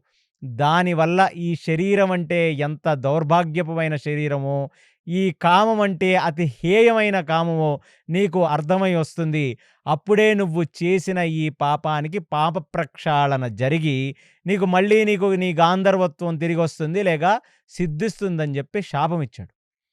శాపానికి నిర్ఘాంతపోయిన నేను అక్కడ కుబేరుడికి సాష్టాంగ నమస్కారం చేసి, నేను చేసింది తప్పే, దానికి మరీ ఇంత పెద్ద శిక్ష, నాకు కొంచెం కన్సెషన్ ఇవ్వవలసినది, నేను తొందరగా పైకి వచ్చి మళ్ళీ నేను నా యొక్క గాంధర్వ స్థితిలోకి వచ్చి నేను మళ్ళీ ఆ హరి యొక్క గానమును చేసే అదృష్టం ఎలా నాకు సిద్ధిస్తుందో మీరు దయచేసి చెప్పవలసినది అంటే, కళ్ళు మూసుకొని కుబేరుడు నాకు ఆ రోజు చెప్పిన మాట ఏమిటంటే, ఒకానొక సందర్భంలో నీకు రాముడి యొక్క దర్శనం కలుగుతుంది. ఆ రాముడి చేతిలో నువ్వు మరణిస్తే అప్పుడు నీకు మళ్ళీ నీ గంధర్వుడి యొక్క పొజిషన్ నీకు సంక్రమిస్తుంది, నీకు సిద్ధిస్తుంది అని చెప్పి కుబేరుడు చెప్పిన తర్వాత నేను ఆ రంభని చూచి ఎంతగానో బాధపడి, నాలో ఇలాంటి ఒక కామపు విచారం వచ్చినందుకు గాను ఎన్నో వేల సంవత్సరాల నుంచి ఈ అరణ్య మార్గంలో ఒక రాక్షసుడిలాగా మారిపోయి ఎన్నో రకాల క్రూర కర్మలు చేస్తూ, ఈ ఋషులు తపస్సులను హింసిస్తూ వీళ్ళ యొక్క మాంసభక్షణ చేస్తూ, ఆ క్రూర మృగాల దగ్గర నుంచి సాధు జీవుల వరకు తింటూ నేను చాలా చాలా దరిద్రంగా బ్రతికాను. రామచంద్ర, ఇన్నాటికి నీతో యుద్ధం చేయటం వల్ల నేను ఈ శరీరంతో చేసిన పాపములన్నీ కడగటమే కాకుండా నాకు నా పూర్వజన్మ యొక్క వృత్తాంతం అంతా స్ఫురణలోకొచ్చిందని చెప్పి, ఆ రాముడి యొక్క కాళ్ళ దగ్గర రక్తంతో కారుతున్న తన తలని ఉంచి, రాముడికి చేజొడ్చి నమస్కరించడానికి చేతులు మిగల్చలేదు కాబట్టి, కళ్ళతో మనసుతో రాముడికి నమస్కారం చేసి రాముడికి పూర్తిగా శరణాగతి పొందాడు ఈ రాక్షసుడు. ఇక ఈ స్టోరీ విన్న సీత కూడా నిర్ఘాంతపోయింది. లక్ష్మణుడు కూడా నిర్ఘాంతపోయాడు. కానీ రాముడికి నార్మల్లీ కోపం రాదు. ఇలాంటి ఒక రాక్షసుడిని రాముడు ఇంత క్రూరంగా చంపాల్సిన అవసరం అంతకంటే లేదు. కానీ ఎప్పుడైతే సీతామాతను హింసించటం మొదలుపెట్టాడో, అదే కాకుండా మిమ్మల్ని చంపి మీ రక్తం తాగి సీతని నా భార్యగా చేసి ఉంచుకుంటానని అన్నాడో, దానికి రాముడి యొక్క ఆగ్రహానికి పాత్రుడయ్యాడు. ఆ ఆగ్రహం ఉంది కాబట్టే రాముడు విశేషంగా చంపుదామని అనుకున్నాడు. లేకపోతే క్షమించి వదిలేసే రకం రామచంద్రమూర్తి. అందుకు సీత ప్రయోజనంగా మారింది. సీతామాత అనుగ్రహం చేత రాముడి ఆగ్రహానికి లోనయ్యాడు విరద అనే రాక్షసుడు. ఇప్పుడు రామచంద్రమూర్తిని చూచి, స్వామి, ఎన్నో జన్మలుగా నేను తుంబరుడుగా మీ యొక్క గానం చేశాను. ఇప్పుడు మీ యొక్క రూపాన్ని చూసే అదృష్టం నాకు కలిగింది. ఇక నాకింతకంటే గొప్ప అదృష్టం ఇంకేమీ అక్కర్లేదు. మీకు శరణాగతి పొందటం వల్ల మీ మీద నాకింకా భక్తి, ప్రపత్తి పెరిగాయి. ఇక ఈ యొక్క బద్ధావస్థ, ఈ యొక్క అసురావస్థ నుంచి నన్ను తప్పించవలసినది అని కోరి ఆ లక్ష్మణుడికి రాముడిని చూచి చెప్పాడు, నన్ను ఏ ఆయుధములు చంపలేవు లక్ష్మణ, నన్ను ఏ ఆయుధములు చంపలేవు రఘురామ. ఎందుకంటే నాకు బ్రహ్మ నుంచి వరముంది. కాబట్టి నన్ను చంపటానికి కేవలం ఒకటే ఒక విధానం ఏమిటంటే, మీరు పెద్ద గొయ్యి తీసి నేను బ్రతికుండగా దాంట్లో నన్ను పూడ్చివేయవలసినది.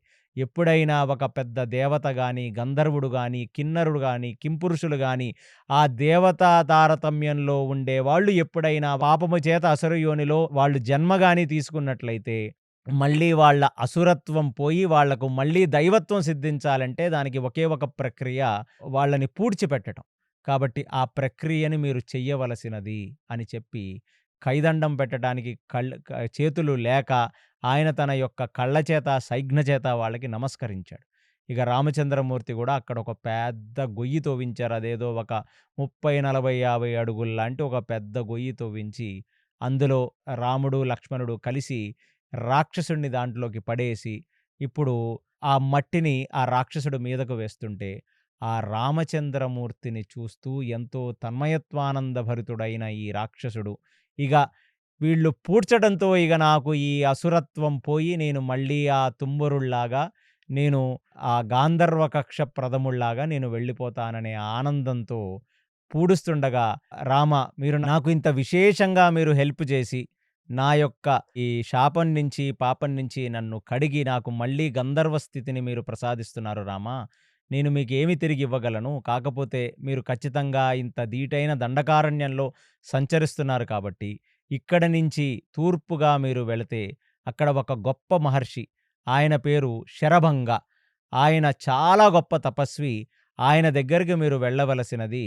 ఆ ఋషి మీకు ఫర్దర్‌లీ అంటే ఇగ ముందు ముందు మీరేం చెయ్యాలో, మీరు ఎక్కడికి వెళ్ళాలో మొత్తం బ్లూ ప్రింట్ మొత్తం ఆయననే ఇస్తారు. మీరక్కడికి వెళ్ళవలసినదని చెప్పి, ఆ గంధర్వుడు ఎంతగానో ఆనందపడి రాముడి యొక్క స్పర్శ చేత పునీతుడై, పూర్తిగా అతన్ని కప్పేసిన తర్వాత ఒక్కసారిగా అందులోంచి ఒక దివ్యమైన ఆత్మ ఆ శరీరాన్ని వదిలేసి, రాముడు, సీతామాత, లక్ష్మణుడు చూస్తుండగా వా స్వర్గలోకానికి వెళ్ళిపోయి, ఆయన మళ్ళీ తిరిగి ఆయన యొక్క గంధర్వ స్థితిని చేరుకున్నాడు. కృష్ణ చైతన్య గారు, నాకిక్కడొక చిన్న సందేహం ఉందండి. తుంబురుడు నిత్యము హరినామస్మరణ చేసేంత గొప్ప వారు కదా! వారు ఇలా ఒక రాక్షస జన్మ తీసుకోవడానికి ఏదైనా తాత్వికమైనటువంటి రహస్యం ఏమైనా ఉందా? ఈ విరద అనే రాక్షస ఘట్టాన్ని మేము ఇంతవరకు ఎప్పుడు వినలేదండి. ఏ సినిమాలోనూ, ఏ సీరియళ్ళల్లోనూ కూడా మేము చూడలేదు. సో, దాంట్లో ఉన్న రహస్యాన్ని మీరు మాకు చెప్పవలసింది. రాముడు తన జీవితంలో ఎందరో రాక్షసుల్ని చంపాడు. సో, తాటకతో మొదలుపెట్టుకొని తర్వాత సుబాహుని, దాని తర్వాత ఎందరో రాక్షసుల్ని, సుబాహు ఒక్కడినే గాదు చాలామందిని గూడా సంహరించాడు విశ్వామిత్రుడితో. కానీ విరద అనే ఒక ఘట్టానికి చాలా ప్రత్యేకత ఉంది. ఏమిటంటే, చాలామంది రామాయణానికి భాష్యం రాసిన వాళ్ళు, చాలా పెద్ద పెద్ద వాళ్ళు, కొందరు శ్రీ వైష్ణవులు, కొందరు మాధ్వులు, విరద గురించి చెప్తూ తుంబరుడనే ఒక గంధర్వుడే చాలా పెద్ద కక్షలో ఉన్న వ్యక్తి.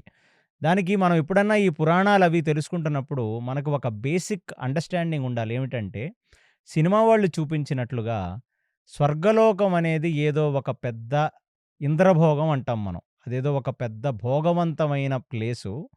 అక్కడ ఉన్న వాళ్ళందరూ గూడా విచ్చలవిడిగా భోగాలు చేస్తారు. ప్లస్ అక్కడ ఉన్న గంధర్వులు గావచ్చు, ఇగ రంభ, ఊర్వశి, తిలోత్తమ, మేనక లాంటి వాళ్ళను గూడా చాలా హేయంగా చూపిస్తారు మనకి. సో, మనం అసల స్వర్గ కక్షని ఎలా అర్థం జేసుకోవాలి అంటే, ఇప్పుడు మీరు ఒక సంగీతం టీచర్ మీరు. మీరు కర్ణాటక సంగీతమేనా మీరు నేర్పించేది? అవునండి. సో, కర్ణాటక అంటే అది ఒక రాష్ట్రం నుంచి వచ్చింది గాదు. కర్ణాటకలో పుట్టింది కర్ణాటక సంగీతం కాదు. సో, చాలామందికి ఒక డౌట్ ఏంటంటే, పురంధరుడు కర్ణాటక సంగీతానికి ఆది గురువు, ఆది పితామహుడుగా మనం కర్ణాటక సంగీత వాద్యులందరూ చెప్తారు గదా! కానీ పురంధరుడు కన్నడవాడు కాబట్టి దానికి కర్ణాటక అని పేరొచ్చిందని కొందరంటారు. అది చాలా తప్పు. కర్ణాటక అంటే కర్ణములు అంటే ఇయర్స్. మన యొక్క కర్ణములకు లేదా కర్ణములకు చాలా వినసొంపుగా ఉండేటటువంటి సంగీతాన్ని కర్ణాటక సంగీతం అంటారు. అంటే ఎవరి కర్ణములకు? మీ కర్ణములకా? నా కర్ణములకా? ప్రేక్షకుల కర్ణములకా? ఎవరి కర్ణములకు అది చాలా ఆహ్లాదకరంగా ఉండాలి? ఎవరి కర్ణములకు వినసొంపుగా ఉండాలి అంటే, శ్రీమన్నారాయణుడి యొక్క కర్ణములకు వినసొంపుగా ఉండే సంగీతాన్ని కర్ణాటక సంగీతం అంటారు. అలాంటి కర్ణాటక సంగీతానికి ముందు గూడా ఎన్నో సంగీతాలు వచ్చాయి. ఈ సంగీతం మొత్తం గూడా సామవేద ప్రమాణంగా వస్తుంది. హయగ్రీవుడి సకిలింపులోంచి సమస్త వేదాలు వస్తాయి. అలాంటిది ఆయన యొక్క సకిలింపులోంచి వచ్చిందే సామవేదం.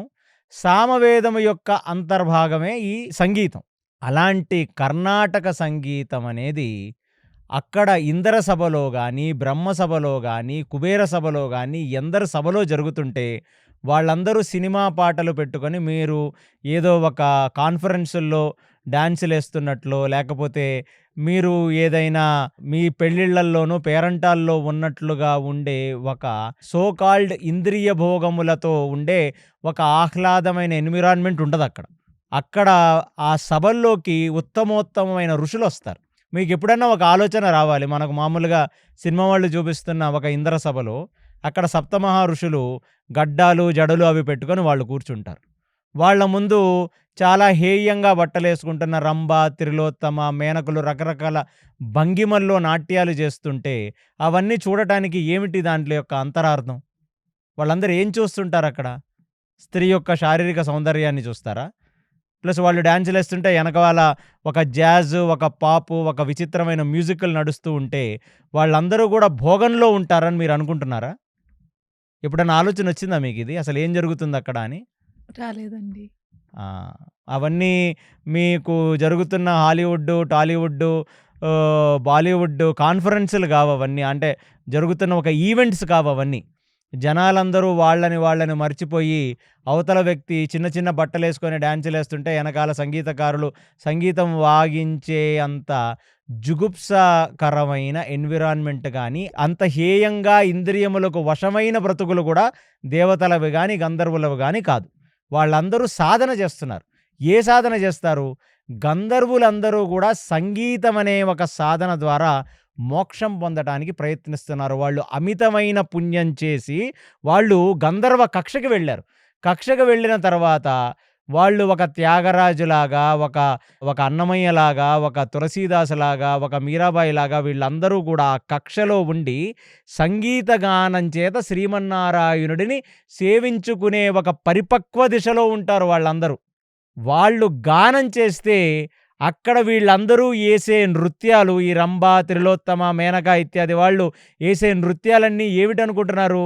మీరు ఎలా అయితే సంగీతానికి, కర్ణాటక సంగీతానికి భరతనాట్యం, కూచిపూడి, కథక్కళి ఇట్లాంటి డాన్సులతో, ఆ భంగిమలతో, హావభావాలతో నారాయణుడి యొక్క రూపాన్ని గానీ, సృష్టి ఆవిర్భావాన్ని గానీ మొత్తం వర్ణిస్తూ చేస్తారు గదా! అవునండి. అలాంటి ఒక సంగీతం ఇది. అలాంటి ఒక సంగీతం గంధర్వులు పాడుతుంటే, ఈ నృత్యం చేసే నర్తకులందరూ గూడా కిన్నర, కింపురుష, అప్సరసాగణమంతా గూడా అలా నృత్యం జేస్తే, సంగీతము గూడా కృష్ణార్పణమస్తు అనే భావనతో, వాళ్ళు వేసే నృత్యం గూడా కృష్ణార్పణమస్తు అనే భావనతో చేస్తారు వీళ్ళందరూ. ఎందుకంటే కక్షలో వాళ్ళకి తెలుసు. మనం యజ్ఞం చేస్తే ఆ యజ్ఞవాహనుడైన అగ్నిదేవుడు మన హవిర్భాగాన్ని తీసుకొని వెళ్ళి ఇంద్రుడికిస్తే ఇంద్రుడు సమస్త దేవతలకు పంచుతాడది. అలా ఇంద్రుడు యజ్ఞం చేస్తే యజ్ఞం వై విష్ణువు సాక్షాత్తు శ్రీమన్నారాయణుడు వచ్చి ఆ విష్ణు తీసుకెళ్తాడు. వీళ్ళింత పనికిమాలిన వాళ్ళు దేవతలైతే వీళ్ళకేమన్నా కష్టమొస్తే శ్రీమన్నారాయణుడు రాడండి వీళ్ళని రక్షించటానికి. అర్థమైందా? దేవతలందరూ కష్టపడితే రామచంద్రమూర్తి వాళ్ళ అరణ్యాలకొచ్చాడు. ఒక పూర్తి మానవ జన్మగా 12 మాసాలు తల్లి గర్భంలో ఉండి, గర్భస్థు నరకాన్ని అనుభవించి, దేవతలకున్న కష్టాన్ని దూరం చెయ్యటానికి రామచంద్రమూర్తి వచ్చాడని నేను గతంలో మీకు చెప్పాను. అలా రావాలి అంటే వాళ్ళల్లో ధర్మం ఉండాలి దేవతల్లో. వాళ్ళంత అధార్మికులుగా ఉంటే వాళ్ళని చూసి కుళ్ళుతూ ప్రతిసారి ఇక అప్సరసల్ని చూసి కామవాంఛతో ఉండి విచ్చలవిడిగా వారు తిరుగుతూ ఉంటే అలాంటి అధార్మికుల కోసం శ్రీమన్నారాయణుడు అవతారాల మీద అవతారాలు తీసుకొని రానుగాక రాడు. సో ఇవాళ నుంచే మీ యొక్క ఆలోచన విధానాన్ని మీరు మార్చుకోవాలి. ప్లస్ దేవతలలో కామము, క్రోధము, లోభము, మోహము, మదము, మాశ్చర్యాలు ఇవి ఉండవా? అంటే మనకంటే చాలా తక్కువగా ఉంటాయి. వాళ్ళల్లో స్వార్థం గూడా మనకంటే చాలా తక్కువగా ఉంటుంది. అంటే కక్షలో మనకంటే పైలోక వాళ్ళు. మనకంటే పైలోకమైన బుహర్లోకం, స్వర్గలోకం, మహాలోకం, జనలోకం, తపోలోకం, సత్యలోకాలకు పైకి వెళ్ళే కొద్దీ హర్షడ్ వర్గాలు నేను, నా అనే ఒక స్వార్థం బాగా తగ్గిపోతుంది. వాళ్ళు సత్వగుణికులై, పరమసత్వగుణికులై, శుద్ధ సత్వగుణికులై ఇక పూర్తిగా సత్వగుణంలోకి ఉంటారు వాళ్ళంతా. సో ఇక్కడ వచ్చిన సప్తమహర్షులు గాని, ఏ ఋషులైనా సరే ఇంద్ర సభకొచ్చారంటే వాళ్ళు వాళ్ళకంటే కింద లోకానికొచ్చారు. అంటే ఇంద్రుడు పైన గూడా వీళ్ళందరూ ఉంటారు. మహాలోకవాసులు, తపోలోకవాసులు, జనలోకవాసులు, సత్యలోకవాసులు అందరూ గూడా. అక్కడ గూడా ఎందరో అంటే మనమందరం మనల్ని మనం మనుషులం అనుకుంటాం గాబట్టి, దేవతల కంటే కూడా గొప్ప గొప్ప వాళ్ళందరూ ఉంటారక్కడ. వాళ్ళొస్తారు ఎప్పుడన్నా అవసరమైతే. మరి అలాంటి కుబేరుడెవరు? దేవతలకే ఆయన ట్రెజరర్. దేవతలకే అకౌంటెంట్ అనుకోండి. వాళ్లకు కావలసిన బ్యాంకర్ ఈ కుబేరుడు. దేవతలకే డబ్బులు అప్పులుగా ఇచ్చే ఒక పోస్ట్ ఆయనది. ఆయన ఒక సభ పెట్టాడంటే ఆ సభలో మీరు నార్మల్‌గా అర్థం చేసుకోవడానికి ఒక సభలోకి మీరు వెళ్ళగానే ఫస్టు అక్కడ జ్యోతి ప్రజ్వలం అది చేసి, తర్వాత ఏదో ఒక గానంతో మొదలుపెడతారు. ఆ గానం జనరల్లీ ఏమై ఉంటుంది? సినిమా పాటలవి గాదు. గణపతి ప్రార్థన, దాని తర్వాత హరి సంకీర్తనమో, లేకపోతే ఒక శివుడి మీద ఒక స్తుతో, లేకపోతే అంబ మీద ఒక స్తుతో పాడతారు గదా! అలా మొదలవుతాయి అక్కడున్న సభలన్నీ గూడా. సో, ఇవన్నీ గూడా మీ మీ జీవితాల్లో మీరు ఎలా ఉంటాయో అవి ఆ దృష్టికోణంతో చూడండి. సినిమా వాళ్ళు మన సనాతన ధర్మానికి చేసిన ఒక గ్రాస్ ఇంజస్టిస్ ఏంటంటే, పురాణ వాగ్మయాన్ని సరిగ్గా అర్థం చేసుకోకుండా మిడిమిడి జ్ఞానంతో మనకు చూపించారు. అందుకనే మనం ఇంద్రుడు అంటే సాక్షాత్తు ఒక నారాయణుడు, సాక్షాత్తు ఒక రుద్రుడులాగా చూడాలి మనం. ఎందుకంటే ఒక 1000 మంది తండ్రులు ఒక వాత్సల్యంగా మనల్ని చూసుకుంటే మీకెలాంటి ఒక అనుభూతి కలుగుతుందో అంతలాగా ఇంద్రుడు మనల్ని చూచుకుంటాడు. ఇంద్రుడు ఆజ్ఞ లేనిది మనకు నీరు దొరకదు, గాలి దొరకదు, అసలు ఏమీ దొరకవు. కాబట్టి ఇష్టం వచ్చినట్లుగా అంటే ఇప్పుడు కలియుగంలో ఒక సంస్కృతి చీఫ్ మినిస్టర్‌ని వాడు వీడు, ఇక ప్రైమ్ మినిస్టర్‌ని గూడా వాడు వీడనే దుర్భాషలాడే ఒక కుసంస్కారులమైన మనం, ఇంద్రుడు గూడా ఒక శ్రీలోలుడనో, లేకపోతే ఎవరన్నా ఒక మహర్షి తపస్సు చేసుకుంటుంటే, ఆ మహర్షి యొక్క తపోభంగాన్ని చెయ్యటానికి ఎందుకొస్తాడంటే ఇన్‌సెక్యూర్‌గా ఫీల్ అయిపోతున్నాడంట ఇంద్రుడు. ఆయన పదవి ఇక్కడ మహర్షి తపస్సు చేసి కొట్టేస్తాడేమో అని ఒక ఇన్‌సెక్యూర్‌గా ఫీల్ అయ్యి, అతన్ని పడేయటానికి అప్సరసల్ని వాళ్ళని పంపిస్తాడని ఈ సినిమా సాహిత్యం, నవలల సాహిత్యం మనల్ని నమ్మించింది. పురాణ వాగ్మయాలు తెలిసిన వాళ్ళు ఇంద్రుడి యొక్క గొప్పతనాన్ని తెలుసుకోగలరు. సో, ఆ కక్షలో ఉన్న తుంబరుడు ఆ రోజు ప్రొద్దున్నే లేచి, ఆయన త్రికరణ శుద్ధిగా వెళ్ళి, గంధర్వుల్లోనే ప్రప్రథముడుగా, గంధర్వ కక్షలోనే ఆద్యుడుగా ఉన్న వ్యక్తి, ఆయన గానంతో మొదలవుద్ది సభ. అలాంటి వ్యక్తి మనసులో ఒక్కసారిగా రంభ అనే ఒక అప్సరస మీద కోరిక కలిగింది. కలిగిన తను ఒక్క నిమిషం నోర కరుచుకొని, అరెరే! మనం చూడరాని దృష్టితో రంభని చూచామే అని ఆయన తప్పుని సరిజేసుకున్నాడు. ఇలాంటి ఒక పరిస్థితి నేను నారద వృత్తాంతం చెప్పినప్పుడు చెప్తాను. నారదుడు ఎందుకు భూమి మీద పుట్టవలసి వచ్చింది మళ్ళీ అనే సంగతి ఒక పెద్ద కథుంటుందది. అలాంటిదే ఇప్పుడు తుంబరుడు యొక్క కథ ఏమిటంటే, అతనిలో ఎప్పుడైతే నేను, నా అనే స్వార్థం రానిది, కామం అనేది రాదు. చాలామందికి ఇది లోతుగా మీరు చూసుకుంటే, అహంకారము అనేదే నా, నేను అనే ఒక దానికి బీజము. నా, నేను లేకపోతే ఇక మనిషికి అహంకారం ఉండదు గదా! మిమ్మల్ని ఎవరన్నా తిట్టారు మీకు బాధ కలుగుతుంది. ఎవరన్నా పొగిడారు మీకు ఆనందం కలుగుతుంది. ఈ రెండిటి వల్ల ఏం జరుగుతుంది? నా, నేను అనేది ఒకటుంది గాబట్టే తిడితే దుఃఖము, పొగిడితే ఆనందము కలుగుతాయి. ఈ రెండిటికి మూలమేమిటి? అహంకారము. నేను అనేదే అహంకారము. సో, వాళ్ళు దేవతలు ఎవరూ కూడా వాళ్ళ యొక్క ఇంద్రియ భోగములను నేను, నా అనే ఒక స్వార్థంతో చెయ్యరండి. ఇది మీరు దయచేసి తెలుసుకోవలసినది. వాళ్ళకు మనలాగా దుఃఖాలు లేకపోయినా వాళ్ళందరూ శ్రీమన్నారాయణుడి సదా ఆరాధన చేసే ఒక గొప్ప వ్యక్తులు వాళ్ళందరూ కూడా. సో, ఇప్పుడు అంటే ఇప్పుడు law is equal to everybody. కానీ ఇప్పుడు ఒక ప్రైమ్ మినిస్టర్ తప్పు చేసినా, ఒక చీఫ్ మినిస్టర్ తప్పు చేసినా, ఒక నార్మల్ ప్రజానీకంలో ఉన్న కామన్ మ్యాన్ తప్పు చేసినా ఒకటే శిక్ష ఉంటదేమో ఇవాళ కాన్స్టిట్యూషన్ ప్రకారం. కానీ మన యొక్క ధర్మంలో నార్మల్ వ్యక్తి తప్పు చేస్తే తక్కువ శిక్ష. తారతమ్యం పెరిగే కొద్దీ తప్పు చేసిన వాడికి ఇంకా పెద్ద పెద్ద శిక్షలు వేస్తారు. సో, తుంబరుల్లాగా ఉన్న వ్యక్తి మనసులో రంభని చూసి కామాతురత కలిగింది కాబట్టి ఆయనకి ఇంత పెద్ద శిక్ష వేయవలసి వచ్చింది. సో, ఆ శిక్షకు వచ్చాడు. సో, ఇప్పుడు రకరకాల ఆచార్యులు ఈ ఘట్టాన్ని వర్ణిస్తూ ఏమని చెప్తారంటే, తుంబరుడిలో నా, నేను అనే ఒక అహంకారం వచ్చింది కాబట్టే అతను రంభ మీద కామాతృతతో చూశాడు. అది అర్థం చేసుకున్న కుబేరుడు శపించి భూలోకం మీదకి పంపించేశాడు.